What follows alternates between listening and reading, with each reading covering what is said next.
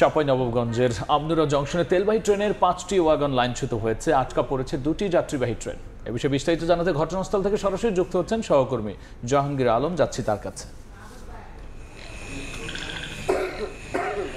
খুলনা থেকে ছেড়ে আসা চাঁপাইনবাবগঞ্জের আমনুরা জংশনগামী এই তেলবাহী যে ট্রেনটি আসছিল, সেই ট্রেনটি জংশনে প্রবেশ করার মুখেই আসলে পেছন থেকে 5টি বগি লাইনচ্যুত হয়েছে এবং আমরা যেটি দেখতে পাচ্ছি এখন, এই লাইনচ্যুতির ফলে আসলে আরও 2টি যাত্রীবাহী ট্রেন রহনপুর থেকে রাজশাহীগামী পুনর্ভবা কমিউটার ট্রেন এবং রহনপুর থেকে ঈশ্বরদী কমিউটার ট্রেন, 2টি ট্রেন আসলে আটকা পড়েছে এবং রেলওয়ে কর্মকর্তারা বলছেন আসলে এখনও আসলে নিশ্চিত হওয়া যায়নি কোন কারণে বা কিভাবে আসলে এই লাইনচ্যুতির ঘটনা ঘটলো।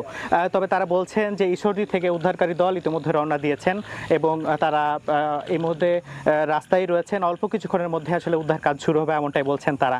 এবং 5টি এই যে লাইনচ্যুতি হওয়া যে ট্রেনটি, এই ট্রেনটি আসলে আমনুরা জংশন নেই অবস্থিত যে পাওয়ার প্ল্যান্ট, বৈদ্যুতিক যে উৎপাদন কেন্দ্র রয়েছে, সেখানেই আসলে তেলের সরবরাহের জন্যই মূলত এই ট্রেনটি আসছিল।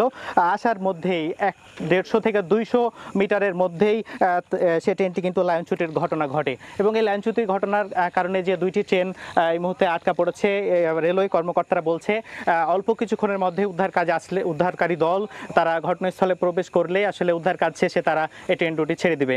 এবং রেলওয়ে কর্মকর্তাদের আমরা জানতে চেয়েছিলাম আসলে কি ঘটনার কারণে বা কেন আসলে এই লাইনচ্যুতির ঘটনা ঘটলো।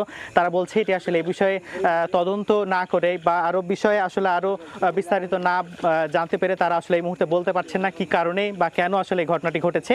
তো এই ছিল চাঁপাইনবাবগঞ্জের আমনুরা জংশন থেকে ট্রেন লাইনচ্যুতির ঘটনার সর্বশেষ।